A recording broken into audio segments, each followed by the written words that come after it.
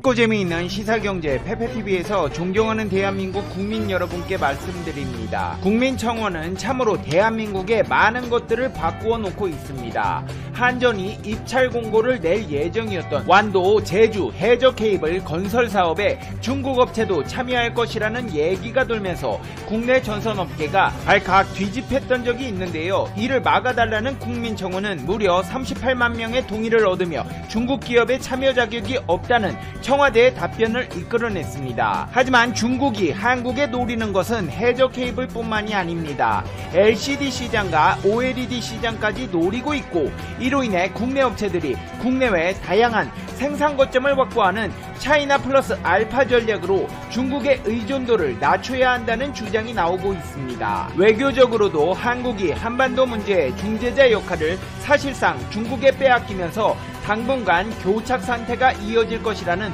어두운 전망이 나온 가운데 키스 크라스 미국 국무부 경제 담당 차관은 한국이 중국의 보복 조치에 직면할 경우 미국은 한국을 돕기 위해 무엇이든 할 준비가 되었다고 밝혀 세간의 이목을 집중시키고 있습니다. 지금 바로 알아보겠습니다. 페페TV 팩트 체크. 올해 들어 한전이 입찰 공고를 낼 예정이었던 완도 제주 해저 케이블 건설 사업에 중국 업체도 참여할 것이라는 얘기가 돌면서 국내 전선업체가 발칵 뒤집어졌던 적이 있습니다. 중국은 WTO 정부 조달 협정에 가입되어 있지 않아 한국 공공조달 사업에 참여할 수가 없습니다. 하지만 한전이 기획재정부로부터 중국 업체들을 입찰에 참여시켜도 된다는 유권 해석을 받았다는 사실이 알려지며 민간의 우려가 눈덩이처럼 커진 것인데요. 결국 38만 명이 동의한 이 청원에 청와대는 중국 기업은 해저 케이블 경쟁 입찰에 참여할 자격이 없다고 답변했습니다.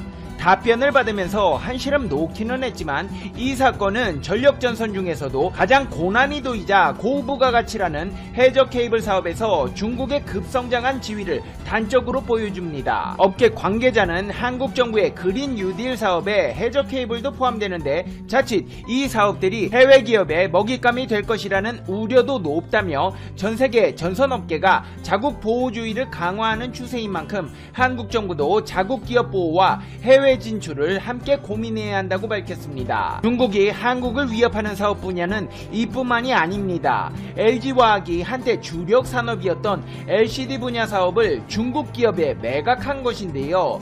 중국의 저가 공세에 추격당한 분야를 정리하고 다른 사업에 집중한다는 것입니다. 중국산 LCD TV들은 반값 TV로 불릴 정도로 삼성 LG TV와 가격 격차가 큽니다. 원가에서 가장 비중이 큰 LCD 패널이 중국산이기 때문에 가능한 것인데요. 실제로 한국 업체들이 주름 잡던 LCD 시장은 저가 제품을 쏟아내는 중국에 넘어가 버린 지 오래입니다. 내년이면 아예 전세계 대형 LCD 패널의 절반 이상을 중국이 공급한다는 전망도 나오고 있습니다. 특히 LCD 백라이트 앞에 부착해 빛을 투과시키는 편광판은 원가의 10%를 차지하는 필수 소재인데 이제는 중국 업체들도 쉽게 만들어내고 있습니다. 중국이 이런 기술들을 어떻게 개발했을까요? 한국 인력들을 빼가서 알아낸 기술들입니다. 실제로 최근 디스플레이 분야에서는 충격적인 소식이 들려왔습니다. 장원기 전 삼성전자 사장이 중국 디스플레이 관련 기업의 주요 경영진으로 이동한 것인데요.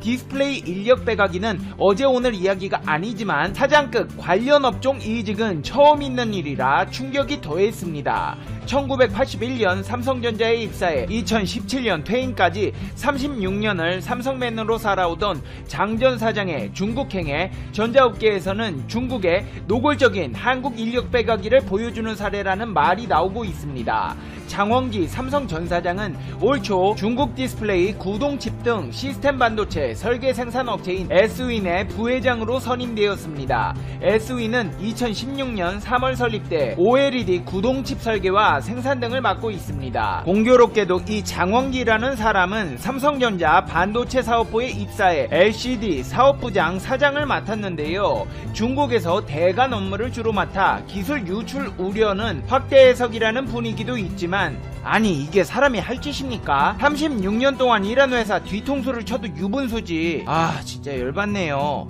열받는 일은 이뿐만이 아닙니다. 실제로 이런 상황은 대한민국 기업이 중국으로 넘어가는 초유의 사태를 맞이하게 됩니다. 최근 LG화학은 LCD 평광판 사업 분야를 1조 3천억 원에 중국 기업에 매각한다고 발표했습니다. LG화학이 LCD 소재 분야 사업 중 비중이 가장 큰 사업을 매각함에 따라 탈 LCD 전략이 마무리 수순에 접어든 것입니다. LG화학은 우선 LCD 평광판 사업만 떼어내 산상과 LG화학이 각각 지분의 70%와 30%씩 갖는 합작사를 세운 뒤 3년에 걸쳐 LG화학 지분 30%까지 모두 산산에 매각할 계획입니다. LG화학은 LCD 평광판은 산산이 한 번도 안 해본 사업이라 우리가 지분을 조금 남겨 지원해준 뒤 3년 이내 완전히 산산에 넘길 계획이라고 설명했습니다. LG화학의 탈 LCD는 지난해부터 추진되었습니다. LG 디스플레이와 LG전자 등 LCD에서 OLED로 사업 재편을 서두르는 그룹 내 다른 계열사들과 같은 흐름입니다. 지난 2월 LCD에서 색을 표현하는 핵심 소재인 컬러 필터 감광제 사업을 중국 시양 인터내셔널에 약 580억 원에 매각했고 LCD 유리기판 사업에서도 철수했습니다. LCD 사업은 2010년까지만 해도 삼성과 LG 등 한국 기업들이 세계 시장 점유율 1위를 차지했었는데요. 이후 중국 업체들이 값싼 가격을 앞세워 물량 공세에 나서면서 LCD 패널 가격은 계속 내려갔고 국내 기업들의 수익성도 악화되었습니다. 에이 페페TV야 괜찮아. LCD 한물 갔잖아. 우리에게는 OLED가 있어. 앞으로 이걸로 돈 많이 벌면 돼. 아닙니다. OLED도 전망이 밝지 않습니다. 또 중국 때문입니다. 2024년이면 중국의 스마트폰용 OLED 생산 능력도 한국을 추월할 것이라는 전망이 나왔습니다. 시장조사 업체인 디스플레이 서플라이체인 컨설턴치에 따르면 지난해 국가별 모바일 OLED 시장 점유율은 한국이 76%로 중국 22%와 큰 차이를 보였습니다. 하지만 2024년에는 중국이 50%, 한국이 49%로 역전될 전망입니다. 시장조사업체 연구원에 따르면 한국이 여전히 OLED 시장을 주도하고 있지만 중국이 OLED 시장에 막대한 보조금을 투입하면서 2024년 한국을 추월할 것이라고 내다봤습니다. 올해 한국의 전체 OLED 시장 점유율은 69%에서 2025년까지 51%로 줄고 중국은 같은 기간 29%에서 47%로 증가할 것으로 전망했습니다. LCD 시장 전망은 더 암울해서 지난해 시장 점유율 16%로 2위였던 LG 디스플레이는 2022년 점유율이 7%로 하락하며 5위권으로 밀려날 것으로 보았고 같은 기간 삼성 디스플레이는 16%에서 3%로 급락할 것으로 내다봤습니다. 이런 현상들이 심각한 문제로 다가오자 국내 기업들이 중국의 다양한 생산 거점을 확보하는 차이나 플러스 알파 전략으로 중국의 의존도를 낮춰야 한다는 주장이 나왔습니다. 대한상공회의소는 제1차 대한상의 통상포럼을 열고 포스트 코로나 시대 글로벌 통상환경에 대한 전망을 논의했습니다. 포럼 참석자들은 기업들이 지정학적 리스크를 감안해 가치 사슬에서 중국의 의존도를 줄이고 공급망을 다변화해야 한다고 했습니다. 특히 선진국을 중심으로 중국에 과도하게 집중된 가치 사슬의 위험을 관리하려는 움직임이 나타나고 있다며 각국 정부와 기업들이 효율성보다 안정성에 무게를 두면서 핵심 산업의 생산 공정을 국내화하거나 분산시키는 방향으로 조정할 것이다. 비대면 경제 활성화와 기술 패권 경쟁이 심화되면서 글로벌 가치 사슬 재편이 진행될 것이라고 했습니다. 중국이 한국을 위협하는 것은 외교 분야에서도 마찬가지인데요.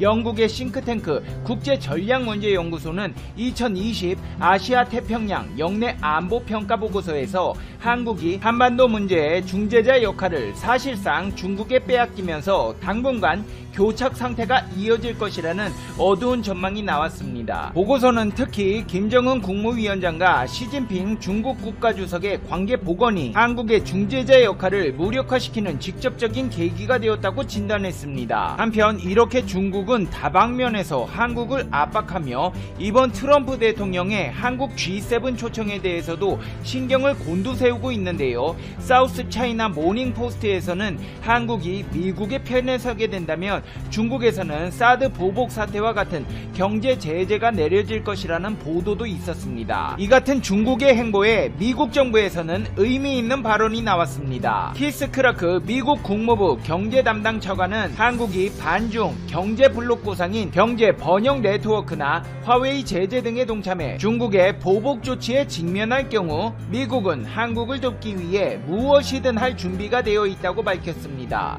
또 전 세계가 중국의 위협과 보복에 맞서기 위해 일어서야 한다며 동맹 및 파트너 국가들의 미국의 강경한 대중정책 동참과 연대를 요구했습니다. 크라크 차관은 우방들에게 미국의 대중정책에 동참해달라고 요구한 것과 관련해 중국이나 미국 중 한쪽을 선택하라는 게 아니라며 선택은 누구에게나 열려있지만 결국 어느 쪽을 신뢰할 것이냐의 문제라고 설명했습니다.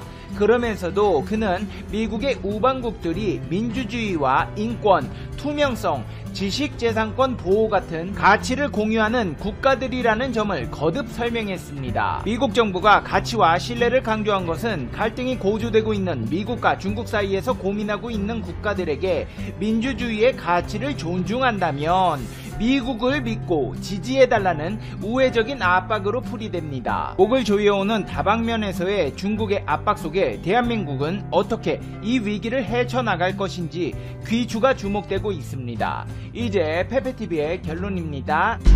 Conclusion. 페페TV. 아니 그 해저 케이블이야 국민청원으로 어떻게 막았다지만 LCD부터 OLED까지 심지어 조선사업도 한국을 이기겠다고 벼르고 있는 중국을 상대로 하고 있는데 삼성전자 사장까지 했다는 사람이 중국 기업에 가셨네요.